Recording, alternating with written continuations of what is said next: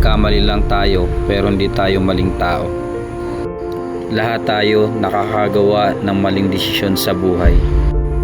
Normal lang yan sa tao dahil hindi tayo perpekto. Ang hindi normal ay yung huhusgahan ka ng taong piling perpekto. Nakakala mo walang dungis ang pagkatao. Habang nabubuhay pa tayo, may mga pagkakataon pa tayong gumawa ng tama. Huwag nating sayangin ang pagkakataon at ang oras ng ating buhay. Ikaw at ako, mag-iiwan tayo ng isang magandang alaala